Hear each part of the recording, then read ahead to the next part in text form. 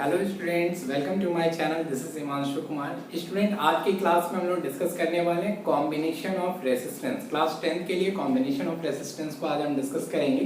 तो हेडिंग करते हैं हम लोग। आज का टॉपिक है बेटा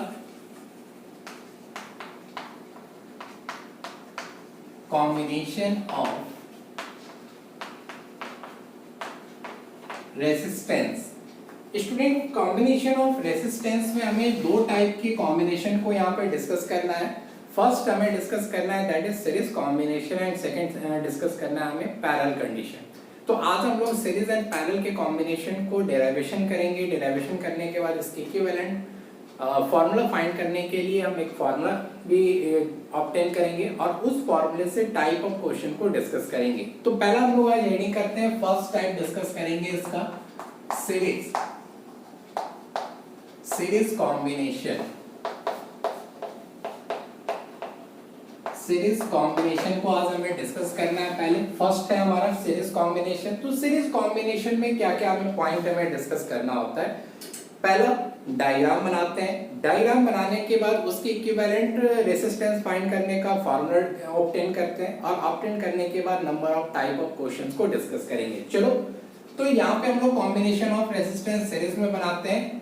पहले रेसिस्टेंस को हम लोग यहाँ पे लिखते हैं कितना, R1, फिर सेकंड वाला रेसिस्टेंस दैट इज R2 और एक और रेसिस्टेंस ले लेते हैं R3। ये 3 रेसिस्टेंस है हमारे पास जिसको हमने सीरीज कॉम्बिनेशन में कनेक्ट कर लिया है। सीरीज कॉम्बिनेशन का मतलब बिल्कुल अलोंग द डायरेक्शन हमने क्या किया, इसे कनेक्ट कर लिया। कनेक्ट करने के बाद इस तीनों रेसिस्टेंस को हम एक सेल और बैटरी से कनेक्ट करेंगे ऐसे, और इसे एक स्विच से कनेक्ट करेंगे। स्विच से कनेक्ट करने के बाद इसे क्लोज सर्किट फॉर्मेशन करेंगे। जब क्लोज सर्किट फॉर्मेशन हो जाएगा स्टूडेंट, तो इस पूरे बैटरी का जो पोटेंशियल है कितना हमारे पास V है, ये ओवन ऑन ऑफ स्विच है, इसको हम ऑन ऑफ स्विच करेंगे। तो जैसे ही स्विच को यहाँ से ऑन करोगे तो ऑन करने के बाद अपने कन्वेंशनल डायरेक्शन से यहाँ से I करंट फ्लो करना स्टार्ट करेगा।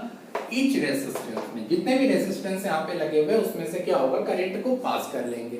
और खास बात मैं बता दूं, फर्स्ट पॉइंट यहाँ पे मैं डिस्कस कर देता हूं कि अगर R1, R2, R3, R4, Rn तक स्टूडेंट जितने भी रेसिस्टेंस यहाँ पे आप देख रहे हो, अगर उसे हम लोगों ने एक सीरीज कॉम्बिनेशन में लगाया, कैसा लगाया, सीरीज कॉम्बिनेशन में, तो ईच रेसिस्टेंस का जो करंट होगा, अमाउंट ऑफ करंट मींस पहले वाले रेसिस्टेंस में कितना फ्लो कर रहा था, I1, I2 एंड I3, ये क्या होता है, इक्वल होगा। क्या होगा, इक्वल होगा। It means I1 is equal to I2, I2 is equal to I3। But इस कॉम्बिनेशन में सेकंड पॉइंट को अगर हम डिस्कस करें तो पोटेंशियल को डिस्कस करेंगे। किससे डिस्कस करेंगे, पोटेंशियल। पोटेंशियल मींस यहां से जो V सप्लाई हो रहा था, तो अगर मान लेते हैं कि पहले वाले का कितना है, V1 है, दूसरे वाले में V2 है और तीसरे वाले में V3 है, तो ईच रेसिस्टेंस के पोटेंशियल की अगर बात करें इस डायग्राम में सीरीज कॉम्बिनेशन में, तो पोटेंशियल इन तीनों रेसिस्टेंस का इक्वल नहीं होगा। मैंने क्या कहा, in this type of circuit I1 is equal to I2 is equal to I3 and so on. जितने भी नंबर ऑफ रेसिस्टेंस होंगे उसके अकॉर्डिंग उसके ईच रेसिस्टर की करंट की वैल्यू क्या होगी, इक्वल होगी, सेम होगी। बट अगर हम नेट टोटल पोटेंशियल की बात करें, total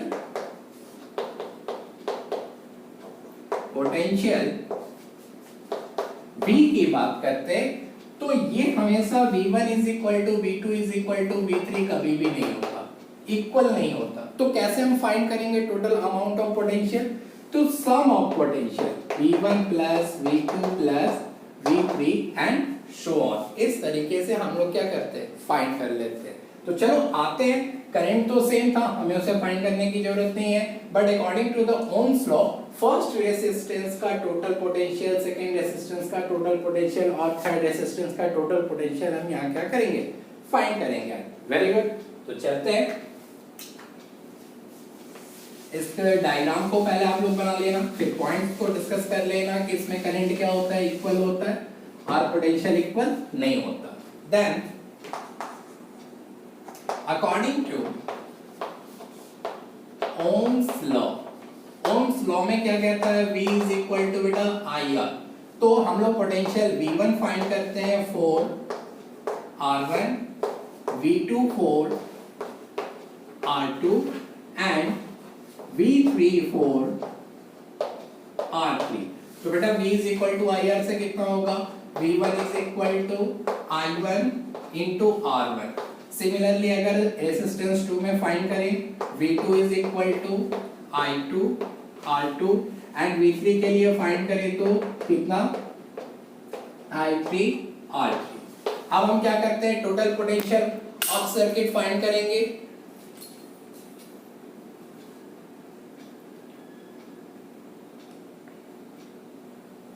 total potential of circuit find करते हैं, यहाँ पे कितना हो जाएगा,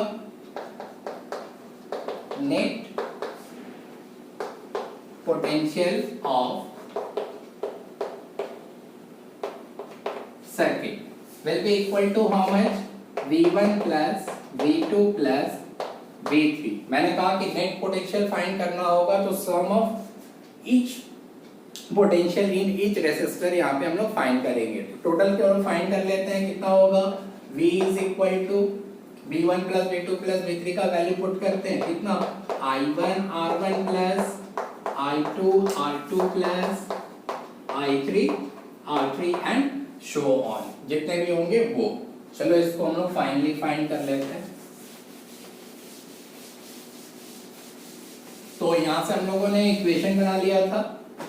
अब पोटेंशियल, नेट पोटेंशियल कितना होगा बेटा, I इक्विवेलेंट, टोटल जितने भी रेजिस्टेंस R1 R2 R3 4 लगे थे उसका total sum into I is equal to I1 is equal to I2 is equal to I3 है, इसलिए हम यहाँ पे I कॉमन लेंगे तो कितना होगा, R1 plus R2 plus R3 and so on.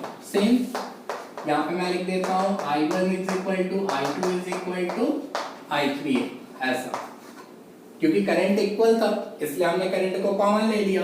तो फाइनली हमारा करंट फिनिश होने के बाद R इक्विवेलेंट की अगर वैल्यू फाइंड करें रेजिस्टेंस सीरीज में तो R1 plus R2 plus R3 and so on. ये हमारे पास फॉर्मूला आया किसके लिए बेटा, तो सीरीज कॉम्बिनेशन के लिए। सीरीज कॉम्बिनेशन का इक्विवेलेंट रेजिस्टेंस अगर फाइंड करना है हमें तो क्या करना है, sum of individual resistance which are connected in circuit. Circuit में जितने भी रेजिस्टेंस कनेक्टेड है उसे हमें क्या करना होता है, सम कर देना होता है। बात समझ में? तो इसका फाइनल वैल्यू कितना है, R in series will be equal to R1 plus R2 plus R3 and so on। इस फॉर्मूले को आप लोग नोट कर लोगे, बिल्कुल इजी है।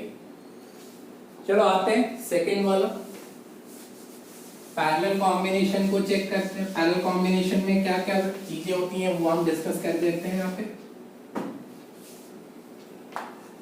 Second, parallel combination. Parallel combination कैसे होगा स्टूडेंट, सबसे पहले डायग्राम बनाते हैं। Let us consider R1 R2 and R3। तो यहाँ पे स्टूडेंट हम लोगों ने क्या किया कि पैरेलल कॉम्बिनेशन बनाया। कैसे, इसका नेमिंग कर लो R1 R2 एंड R3। आप क्या देखोगे, जितने भी रेजिस्टेंस है उसके वन साइडेड को वन साइडेड से कनेक्ट कर लिया, अनदर साइड को अनदर साइडेड से कनेक्ट कर लिया, which are parallel to each other. जितने भी रेजिस्टेंस है वो क्या होने चाहिए, एक दूसरे के पैरेलल होना चाहिए। और इसे हम लोग एक सर्किट मींस सेल और बैटरी से कनेक्ट किया, स्विच लगाया और स्विच को क्लोज सर्किट फॉर्मेशन किया। तो क्लोज सर्किट फॉर्मेशन करने में इसमें हमें क्या क्या चीजें देखने को मिलती है। पहला बात, करंट की बात करते हैं। इसमें अगर R1 R2 R3 R4 Rn जितने भी रेजिस्टेंस हैं उसको हमने पैरेलल में कनेक्ट किया, तो यहाँ पे अब अपोजिट हो जाएगा। पहले वाले में क्या था, करंट सेम था बट पोटेंशियल डिफरेंस डिफरेंट होता था। लेकिन यहाँ पे क्या होगा कि अब करंट जो है वो क्या हो जाएगा, डिफरेंट, और potential in each resistance same. It means मान लेते हैं कि इसको स्विच को ऑन किया, ऑन करने के बाद यहाँ से I करंट फ्लो किया, तो पहले यहाँ पे कितना गया बेटा I1, दूसरे वाले में कितना गया I2, तीसरे वाले में कितना गया I3, और यहाँ से करंट पास होता हुआ इस पॉइंट से आ गया I। बात समझ में आ रही है? यहाँ पे मैंने स्विच ऑन किया, यहाँ से आई करंट फ्लो किया, तो फर्स्ट वाले में कितना करंट गया I1, दूसरे वाले में I2, तीसरे वाले में I3।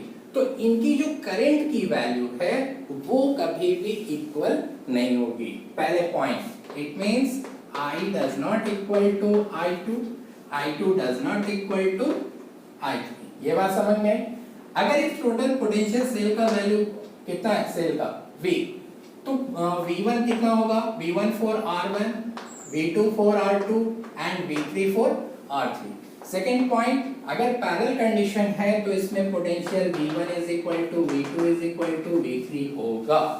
ये बात हमेशा ध्यान रखना है कि सीरीज कॉम्बिनेशन में करंट इक्वल होगा लेकिन पैरेलल कंडीशन में पोटेंशियल इक्वल होगा। बात समझ में? Very good. चलो, अगर यहाँ पे पोटेंशियल इक्वल है तो हमें क्या फाइंड करना चाहिए कि इसका इक्विवेलेंट रेजिस्टेंस आ जाए? करंट फाइंड करना पड़ेगा क्योंकि करंट इक्वल नहीं है। चलो भाई, ओम्स लॉ के अकॉर्डिंग इसको भी फाइंड कर लेते हैं, बहुत ही इजी है।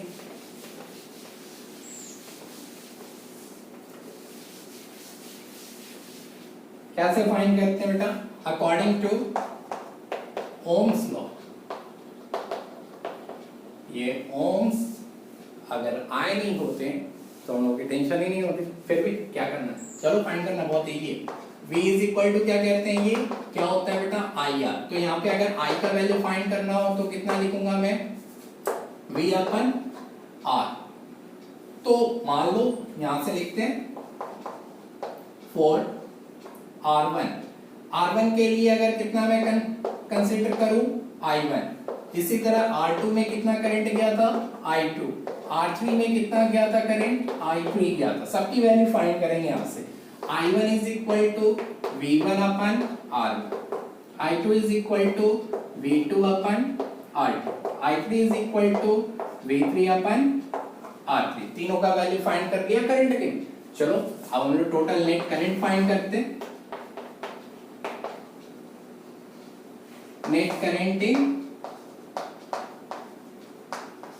सर्किट, टोटल करंट फाइंड करने। Total current find, I is equal to कितना हो जाएगा, इंडिविजुअल रेजिस्टेंस का current I1 plus I2 plus I3 and so on. अगर और ज्यादा रेजिस्टेंस कनेक्ट किया है तो हम और भी ज्यादा ले सकते हैं। तो I का वैल्यू कितना होगा बेटा, V upon R equivalent is equal to R1 का value V1 upon R1, V2 upon R2, V3 upon R3 and so on. As we know that student V1 is equal to V2 is equal to V3 है यहाँ पे V3। अगर ऐसा है तो हम लोग फाइनल वैल्यू लेते हैं V upon R equivalent is equal to V common ले लिया क्योंकि इक्वल था। तो यहाँ पे फाइनल क्या बचेगा हमारे पास, R1 1 upon R2 1 upon R3 and so on. यहाँ से V मर गया तो फाइनल इक्वेशन हमारे पास क्या आएगा, फाइनल इक्वेशन हमारे पास स्टूडेंट आ जाएगा 1 upon R equivalent is equal to 1 upon R1 1 upon R2 plus 1 upon R3 and so on. तो इक्विवेलेंट के लिए क्या हमारे पास इक्वेशन आया बेटा, 1 upon R equivalent is equal to reciprocal of R1 reciprocal of R2 reciprocal of R3। ये equation होता है हमारे पास पैरेलल कॉम्बिनेशन के लिए। बात समझ में बिल्कुल क्लियर। मैंने क्या क्या पॉइंट डिस्कस किया, मैं पॉइंट डिस्कस किया, पहले डायग्राम बना दिया। डायग्राम बनाने के बाद मैंने दो पॉइंट आपको बहुत ही इंपॉर्टेंट बताया कि सीरीज कॉम्बिनेशन में करंट क्या होता है, जितने भी रेजिस्टेंस होंगे उसमें इक्वल होगा बट पोटेंशियल इक्वल नहीं होगा। बात समझ में? पैरेलल कंडीशन में मैंने आपको बताया कि पोटेंशियल जो भी होता है इस रेजिस्टेंस का वो क्या होगा, सेम होगा बट करंट इक्वल नहीं होगा। तो जो चीजें इक्वल नहीं है उसे हमें क्या करना पड़ता है, सर्किट में फाइंड करना पड़ता है। जैसे पहले वाले में पोटेंशियल इक्वल नहीं था तो पोटेंशियल फाइंड किया V इक्वल टू IR से। सेकेंड वाले में करंट इक्वल नहीं था तो नेट करंट फाइंड कर लिया। तो करंट की वजह से फाइनल हमारे पास इक्वेशन क्या मिल गया, R1 R2 प्लस R3 इन रेसिप्रोकल फॉर्म। बात समझ में आई? Very good. चलते हैं कुछ क्वेश्चन बनाते हैं। क्वेश्चन बताता हूं मैं आपको, कॉम्बिनेशन ऑफ रेजिस्टेंस। पहले हम बहुत एकदम बच्चे वाले क्वेश्चन से स्टार्ट करेंगे, छोटे छोटे क्वेश्चन से कैसे हमें फाइंड करना है। क्वेश्चन नंबर 1 बनाता हूं मैं। यहाँ पे मैं 3 रेसिस्टेंस लेता हूँ, R1, R2, R3। यहाँ पे 3 रेसिस्टेंस लिया, पहले वाला का वैल्यू है 2 ओम, सेकेंड वाले का भी 2 ओम, थर्ड वाले का भी 2 ओम।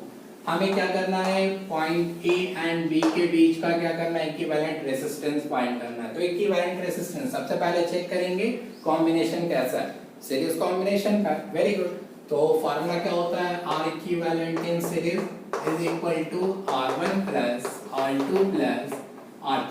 कितना होगा, 2 plus 2 plus 2 is equal to total 6। Answer, बात समझ में आई, वेरी गुड। सेकंड क्वेश्चन मैं बताता हूँ, पहले इजी क्वेश्चन को ही करेंगे, फिर उसके बाद मैं आपको मिक्स ग्रुपिंग में लेके चलूंगा और टाइप ऑफ क्वेश्चन भी बता दूंगा कि बोर्ड एग्जामिनेशन में कितने टाइप के आते हैं। क्वेश्चन नंबर 2 है बेटा, मैं यहाँ पे लगा देता हूँ, एक रेसिस्टेंस R1 यहाँ पे लगाया, दूसरा यहाँ पे लगा दिया, तीसरा यहाँ पे लगा दिया और चौथा एक और R4 लगाया, ठीक है। इन सबको एक सर्किट में क्लोज करके यहाँ पे 2 वायर निकाल दिया, ये पॉइंट B है, ये पॉइंट A है, ये 2 है, 4 है, 6 है, 2 है, सॉरी अगेन 2 है और इसको कर लेते हैं 4 ओम। अब आपको क्या करना है, इक्विवेलेंट रेजिस्टेंस फाइंड करना है। तो इक्विवेलेंट रेजिस्टेंस का मतलब क्या हुआ, सबसे पहले तो सर्किट को पहचान लो, ये पैरेलल कंडीशन का था, तो 1 अपन कितना होता है बेटा, Rp is equal to 1 upon R1, R2, R3 and R4। सबकी वैल्यू पुट करते हैं, R1 की वैल्यू कितनी है 2, R2 का 4, अगेन 2, अगेन 4, इसको सॉल्व करो, 4 2 प्लस 1 प्लस 2 प्लस 1 कितना हुआ, 2 1 3 3 2 5 5 1 6 अपन 4। अब यहाँ पे याद रखना, मैं इक्विवेलेंट रेजिस्टेंस की बात कर रहा हूँ, कितना, इक्विवेलेंट रेजिस्टेंस की बात कर रहा हूँ यहाँ पे। तो इक्विवेलेंट रेजिस्टेंस में कुछ लोग इतना जो है ना, ये 6/4 आया आंसर इसका, तो इतना ही ओम करके छोड़ देते, कहते ये आंसर है। नहीं, ऐसे गलती नहीं करना, इसका आंसर होगा 1/Rp इज इक्वल टू 6/4। तो Rp की वैल्यू चाहिए, ये क्या है, रेसिप्रोकल वैल्यू। अगर Rp की वैल्यू हमें फाइंड करनी है तो Rp की वैल्यू कितनी हो जाएगी, 4/6 ohm, that is your answer, fine. ये बात ध्यान देना, इसको लास्ट में थोड़ा सा चेंज किया जाता है, तो ये चेंज करने वाली कंडीशन हमेशा याद रखना आपको, ठीक है। ओके, चलो एक थर्ड क्वेश्चन करा देता हूँ। बहुत सारे टाइप ऑफ क्वेश्चन मैं बताता हूँ यहाँ पे, कैसे कैसे सॉल्व करना है। एक मिक्स ग्रुपिंग का पहले बता देता हूँ।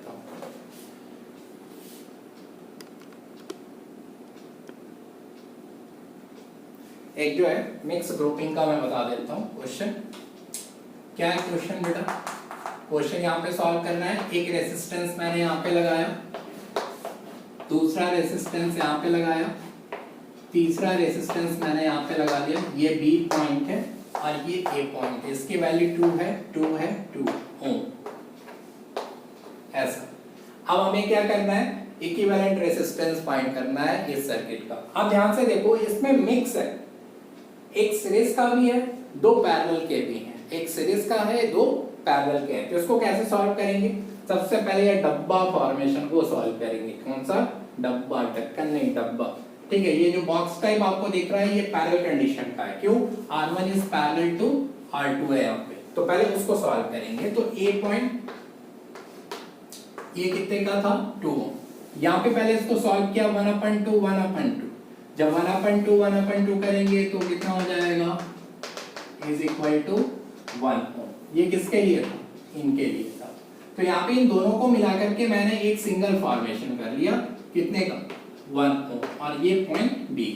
अब ये दोनों रेसिस्टेंस आपको कैसा दिख रहा है स्टूडेंट, दोनों सीरीज का दिख रहा है। तो इनका अगर R इक्विवेलेंट फाइंड करूं मैं तो कितना होगा, R1 plus R2 is equal to 2 plus 1 that is equal to 3 ohm will be your answer. ये बात समझ में, इसको बोलते हैं मिक्स ग्रुपिंग। इसमें क्या है, पैरेलल भी है, सीरीज भी है। पहले पैरेलल को सॉल्व किया, फिर सीरीज को। एक और मैं बताता हूं,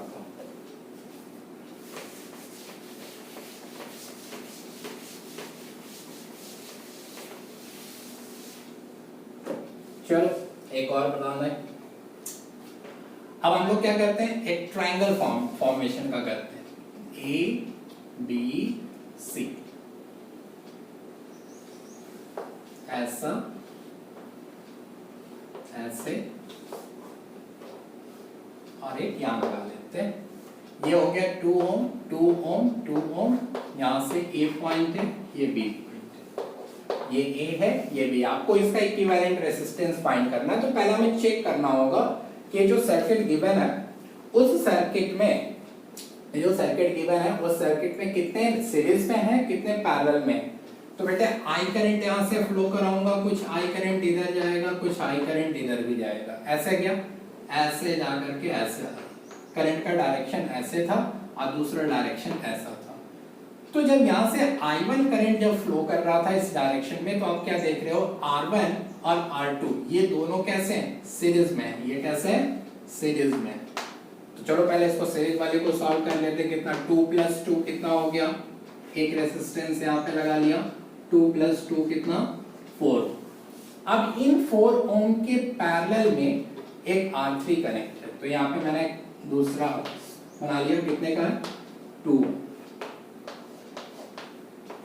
ये हो गया A और ये हो गया B पॉइंट।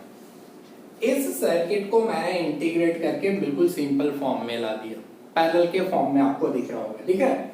ये इसके पैरेलल हो गया।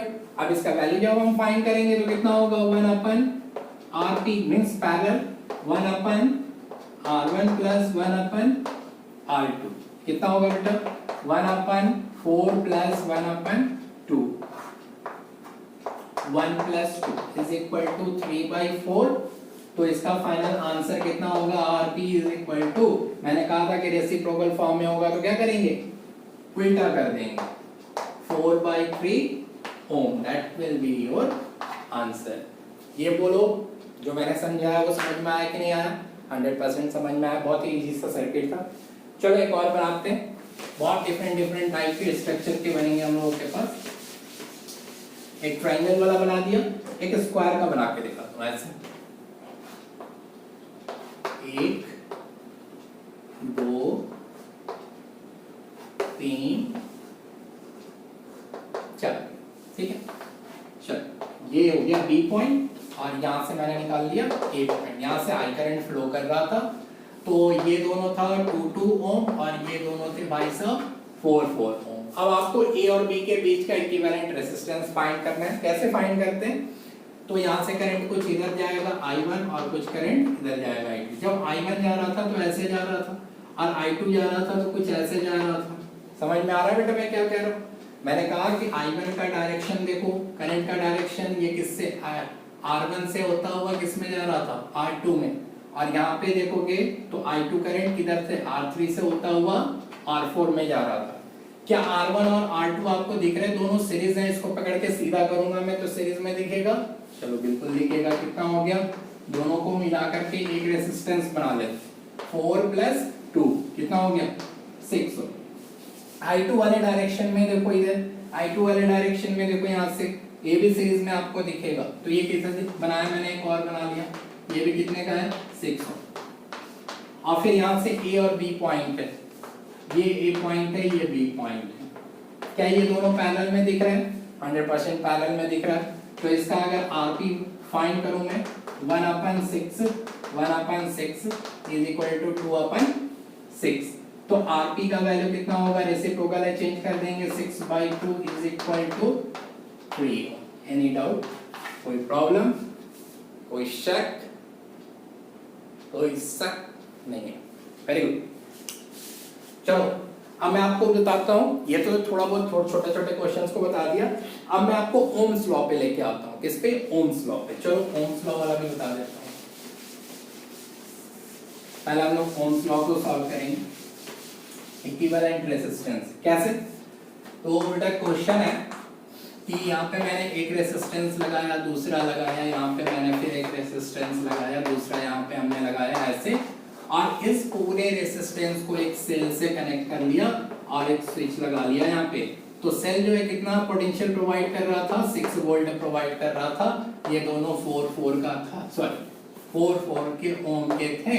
और ये दोनों भाई साहब कितने के थे, 2 तो ये क्वेश्चन कहता है कि सबसे पहले बात यहाँ पे जैसे हमने स्विच को ऑन किया तो ऑन करने के बाद ये पोटेंशियल यहाँ से क्या सप्लाई देगा, करंट का सप्लाई देगा, ऐसा जाएगा करंट आई।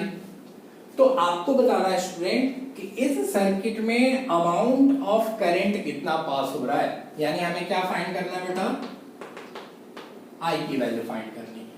क्या गिवन है हमारे पास, वोल्ट गिवन है 6 वोल्ट और इक्विवेलेंट रेजिस्टेंस फाइंड करना पड़ेगा from initial A to B point. पहले कैसे फाइंड करेंगे, तो ये दोनों आपको पैरेलल में दिख रहे हैं क्या, ये दोनों 2 और 2, चलो अगर ये आपको पैरेलल में दिख रहा है तो इन दोनों को पैरेलल से हटा के कैसे कर लेते हैं, सीरीज में 2 और 2, तो 1/2 कितना हो गया बेटा, ये हो गया 1 ओम का।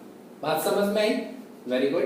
अब ये देखो ए और बी पॉइंट के बीच में कैसे है, सीरीज में दिख रहा है, मतलब कैसा 4 + 4 + 1 कितना हो गया 4 4 8 एंड 9, तो इक्विवेलेंट रेजिस्टेंस की वैल्यू कितनी आ गई 9 ओम। बिल्कुल इजी था, बिल्कुल ओरली आप इसको सॉल्व कर सकते हो, कहीं कोई डाउट वाली बात नहीं है। तो हमें क्या फाइंड करना है, आई फाइंड करना है। V = क्या होता है, I = V/R इक्विवेलेंट यहाँ पे लेंगे क्योंकि बहुत सारे रेजिस्टेंस यहाँ पे लगे। टोटल पोटेंशियल कितना है 6 और कितना है 9, 3 2 3 3, ठीक है फाइनल। I = कितना 2/3 एम्पियर। ये था टाइप 2 क्वेश्चन। पहले वाले क्वेश्चन में जो टाइप 1 बताया मैंने उसमें क्या हम लोग डिस्कस करते थे, सिर्फ इक्विवेलेंट रेजिस्टेंस को ही फाइंड करते थे, बट टाइप 2 वाले क्वेश्चंस में हम लोगों ने क्या किया कि इक्विवेलेंट रेजिस्टेंस के साथ साथ अमाउंट ऑफ करंट, या हो सकता है कि अमाउंट ऑफ करंट दे दे तो वो पोटेंशियल पूछ सकता है, इस तरीके के क्वेश्चन को डील कर सकते हैं। बात समझ में, वेरी गुड। एक इंपॉर्टेंट आपको मैं बता देता हूँ सर्किट, जो बहुत सारे बच्चे हमेशा पूछते रहते हैं, सर व्हीटस्टोन ब्रिज का सर्किट कैसा होता है, व्हीटस्टोन ब्रिज का सर्किट कैसा होता है, वेरी गुड। चलो तो एक special type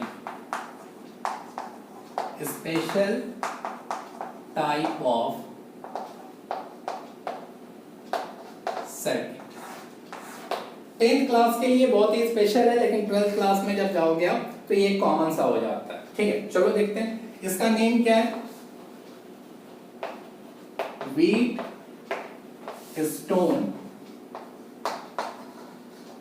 bridge. Wheatstone bridge क्या होता है मैं पहले आपको बता देता हूं, तब उसके बाद हम इसके इक्विवेलेंट रेजिस्टेंस को फाइंड करेंगे। इसमें ये एक सेटअप है, ये क्या है, सर्किट है, सेटअप है, जिसमें 4 रेजिस्टेंस लगे होते हैं, जिसमें से 3 नोन होते हैं और एक अननोन रेजिस्टेंस होता है, जिसकी वैल्यू हम क्या करते हैं, उन 3 की हेल्प से फाइंड करते हैं। इसका सर्किट डायग्राम अगर पूछा जाए तो आपसे ऐसा दिखेगा, एक रेजिस्टेंस यहाँ पे लगा है, दूसरा रेजिस्टेंस यहाँ पे, थर्ड यहाँ पे एंड 4 यहाँ पे, इनके बीच में एक गैल्वेनोमीटर लगा है और इसके दोनों पॉइंट को हम एक सेल और बैटरी से कनेक्ट करके स्विच से कनेक्ट कर लेते हैं ऐसे। तो ये हो गया P Q R and S। ये जो आप स्ट्रक्चर देख रहे हो, this structure is known as Wheatstone bridge. Wheatstone bridge को हम क्यों यूज करते हैं, what is the use of this Wheatstone bridge, to find the unknown resistance with the help of 3, any 3। ये जो P Q R और S आपको 4 resistance यहाँ पे दिख रहे हैं, इन 4 रेजिस्टेंस में से किसी एक पोजीशन पे मैं एक अननोन रेजिस्टेंस को प्लेस करूंगा और बाकी के 3 की वजह से उसकी वैल्यू क्या करते हैं, फाइंड करते हैं। तो ये तब फाइंड होता है जब आपका व्हीटस्टोन ब्रिज कैसा हो, बैलेंस हो।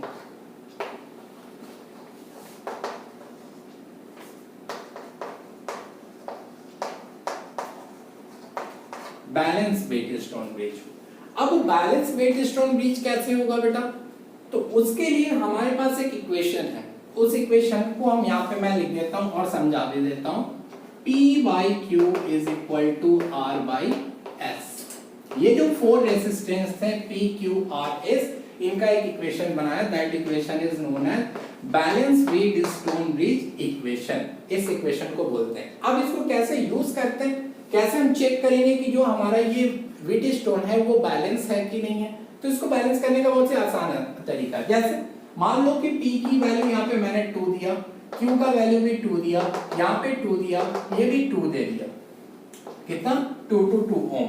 तो अगर मैं इस इक्वेशन के अकॉर्डिंग 2/2 इज इक्वल टू 2/2 करूं तो दोनों की साइड के क्या होंगे, इक्वल होंगे कि नहीं, 1 इज इक्वल टू 1।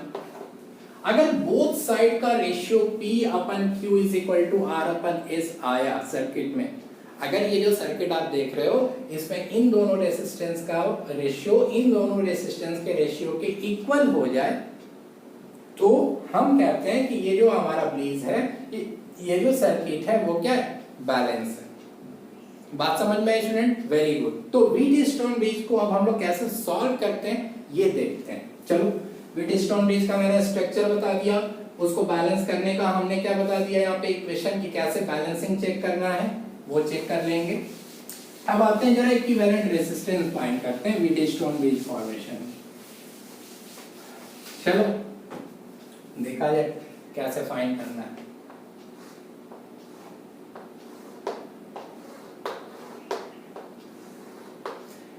ये first resistance, second resistance, third resistance, fourth resistance and fifth resistance, ये A B point, A and B point है। अब मान लेते हैं कि सबकी वैल्यू यहाँ पे की है 2, 2 ओम, 2 ओम, 2 ओम एंड 2 ओम। अब इसको हम लोग कैसे फाइंड करेंगे, ये जो आपका सेटअप है इसमें टोटल मैंने कितना लगा दिया 5। यहाँ पे मैंने P, Q, R, S और बीच में गैल्वेनोमीटर लगा था, तो गैल्वेनोमीटर की जगह पे भी मैंने एक स्मॉल अमाउंट ऑफ रेजिस्टेंस को यूज कर लिया है। अब हमें AB पॉइंट के बीच का क्या फाइंड करना है, इक्विवेलेंट रेजिस्टेंस फाइंड करना है। अगर मैं डायरेक्टली कहूं कि अगर ये व्हीटस्टोन ब्रिज बैलेंस है तो इस पॉइंट पे AB और इस पॉइंट को बना देते हैं C एंड D।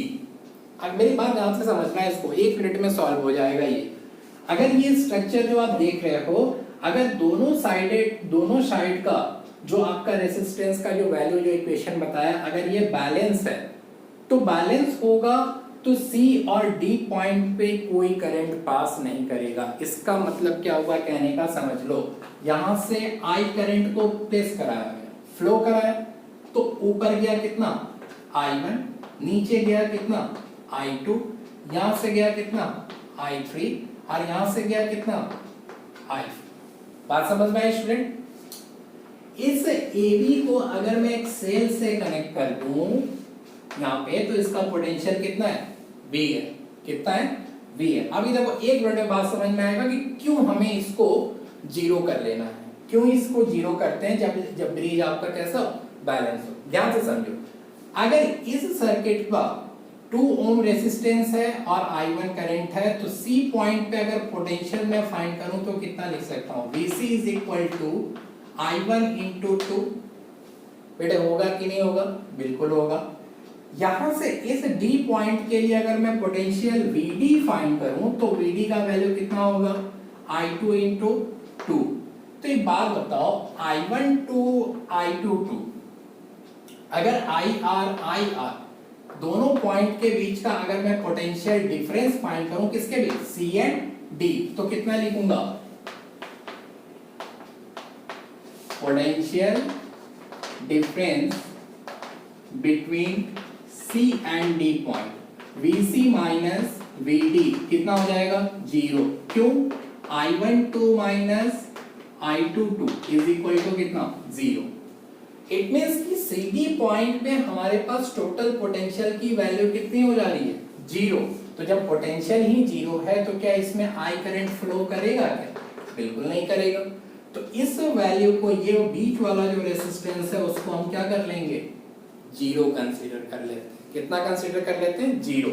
अब हमारे पास total equivalent resistance between AB कितना बचा है स्टूडेंट, तो यहां से 2 और इसे तो हमें लेना ही नहीं है 2, तो कितना हो गया अप साइड के लिए, इसको मैं इंटीग्रेट कर रहा हूं, दोनों रेजिस्टेंस को मिला करके 2 और 2 को मिला करके कितना हो गया 4। फिर नीचे वाले पार्ट के लिए आते हैं 2 और 2 दोनों को मिलाया मैंने यहाँ पे कितना हो गया 4 ओम। दोनों के बीच में कौन सा पॉइंट था ए एंड बी पॉइंट, दोनों पैरेलल थे 1/4 प्लस 1/4 इज इक्वल टू कितना होगा 2/4। तो इक्विवेलेंट रेजिस्टेंस की value 4/2 that is equal to 2 ohm. बात समझ में आई। व्हीट स्टोन ब्रिज को जब भी सॉल्व करना हो तो सबसे पहले हम क्या करते हैं सर्किट को चेक करेंगे कि क्या P/Q is equal to R/S। Wheatstone bridge balance है या नहीं है। अगर बैलेंस है आपका दोनों जो इक्वेशन मैंने बताया अगर उस पर सेटिस्फाई करता है बैलेंस हो जाता है तो हमेशा बीच वाले CD पॉइंट की जो भी रेजिस्टेंस है उसकी वैल्यू कितनी कर देंगे 0। रीजन मैंने आपको यहाँ पे बता दिया है स्टूडेंट, क्यों 0 होता है क्योंकि दोनों पॉइंट के बीच का पोटेंशियल डिफरेंस कितना हो जाता है 0 हो जाता है। तो ये वाली वैल्यू हमेशा क्या हो जाएगी 0 हो जाएगी। तो बाकी बचा क्या होगा ऐसे आएगा ये सीरीज में और एक नीचे से ऐसे सीरीज में और फिर दोनों सीरीज को कंबाइन करूंगा। कंबाइन करने के बाद एक पैरेलल कंडीशन बनेगा और पैरेलल कंडीशन के बाद ये आएगा। सेकेंड थिंग मैं बताता हूं कि इस सर्किट को और कितने तरीके से रिप्रेजेंट करते हैं वो भी समझ बस 2 मिनट का खेल।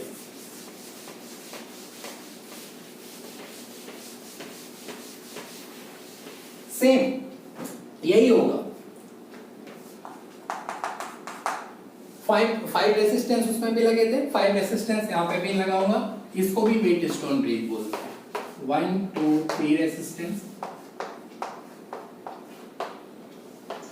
यहां से इसको कनेक्ट किया 4 एंड 5 ए बी पॉइंट। ये जो आप डायग्राम देख रहे हो यहाँ पे R1 R2 R3 R4 and R5 ये जो कॉम्बिनेशन है इस कॉम्बिनेशन को भी क्या बोलते हैं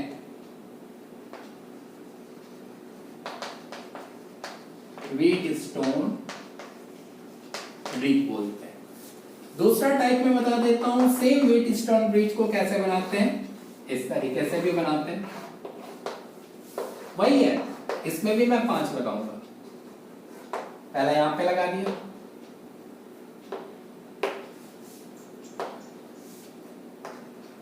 ऐसे R1 R2 R3 R4 and R5। तो ये जो आप देख रहे हो ये भी व्हीट स्टोन ब्रिज है और ये भी जो है क्या है व्हीट स्टोन ब्रिज। तो 3 डायग्राम्स मैंने बता दिया स्टूडेंट सेम है। अगर पहला वाला डायग्राम आता है जो व्हीट स्टोन ब्रिज के फॉर्मेशन में होगा तो उसको भी इक्विवेलेंट रेजिस्टेंस हम क्या कैसे चेक करेंगे बैलेंस चेक करेंगे और बैलेंस चेक करने के बाद उन दोनों के बीच वाले जो पॉइंट पे अगर जो रेजिस्टेंस लगा होगा उसकी वैल्यू कितनी कर देंगे 0 कर देंगे। ऐसे चेक करेंगे। अगर ऐसे भी हो गया तो इसमें ये जो बी पॉइंट बीच वाला रखा हुआ है इसकी वैल्यू कितनी हो जाएगी 0 हो जाएगी और बाकी के दो हमेशा हमें सीरीज और उसके बाद पैरेलल में चेक करना होगा। यहाँ पे अगर ऐसे 5 कॉम्बिनेशन बने हुए हैं तो इसका भी बीच वाले की वैल्यू कितनी हो जाएगी 0। बट कंडीशंस क्या होना चाहिए कंडीशन आपका ये है कि वो आपका व्हीट स्टोन ब्रिज कैसा होना चाहिए बैलेंस होना चाहिए। अभी तक आप लोग बैलेंस को ही सॉल्व करो फिर 12th क्लास में हम लोग जाते हैं तो वहां पे अनबैलेंस्ड ब्रिज को भी सॉल्व करते हैं। ओके तो वहां की बातें वहां देखते हैं। बोर्ड एग्जामिनेशन में कभी कभी या एमटीएससी के एग्जाम में एक आध बार ऐसे क्वेश्चंस को पूछ लेते हैं। ओके स्टूडेंट तो आज मैंने बहुत सारे टॉपिक को डिस्कस कर दिया। कॉम्बिनेशन ऑफ रेजिस्टेंस हमारा फिनिश हो गया 2 टाइप। मैंने यहाँ पे टाइप ऑफ क्वेश्चन ही बता दिया। पहला इक्विवेलेंट रेजिस्टेंस, उसके बाद मैंने ओम्स लॉ वाला बता दिया। ओम्स लॉ के बाद मैंने बता दिया आपको कौन सा व्हीट स्टोन ब्रिज जो भी बहुत ही इंपॉर्टेंट था आप लोगों के सिलेबस के अकॉर्डिंग। ओके तो अब आपको क्या करना है आपको पता ही है कि मेरे चैनल को सबसे ज्यादा सब्सक्राइब करो शेयर करो और लाइक करो। Thank you students.